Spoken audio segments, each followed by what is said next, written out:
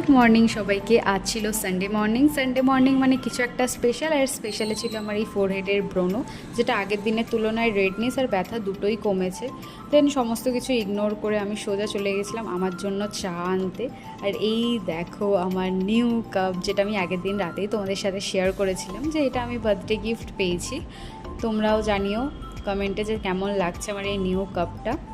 দেন সমস্ত কিছু করে ডান করে আমি অফিসের জন্য বেরিয়ে পড়েছিলাম। যেহেতু আজকে ব্রেকফাস্ট আমি করিনি ঘরে, তাই আমি অফিসে গিয়ে ছাতুগুলো খেলাম। একটু কাজ টাজ ছিল, ওইগুলোকে শেষ করলাম। দেন খেলাম চা খেয়ে হয়ে গেছিলো আমাদের লাঞ্চ টাইম। আর যেহেতু আজ আমার দেরি হয়ে গেছিলো ভীষণ, তাই আমি নিজের জন্য কিছুই করতে পারিনি, তাই বিরিয়ানি কিনে খেতে হয়েছিল আমার। মাঝের মধ্যে খাওয়া ভালো। দেন যাই হোক, তারপর অফিস থেকে সোজা বাড়ি গেছিলাম। বাড়িতে গিয়ে দেখি মা আমার জন্য একটা ইডলি রেখেছে। আর আমি সেইভাবে ইডলি খাই না, আমি ধোসা খাই। সবাই জানিও আমার মতো কারা কারা ধোসা পছন্দ করো। দেন আজকে ডিনারে ছিল চিকেন কষা আর ভাত। দেন ওটা শেষ করে আমি খেয়েছিলাম সাবুদানার পায়েস। আমার বাড়িতে এটা সবাই ভীষণ পছন্দ করে খায়, আমিও পছন্দ করে খাই।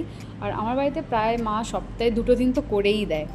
দেন যাই হোক, তোমরা সবাই জানিও তোমাদের কেমন লাগলো আমার আজকের ব্লগটা। যদি ভালো লেগে থাকে প্লিজ সবাই লাইক কমেন্ট সাবস্ক্রাইব করো। গুড নাইট সবাইকে।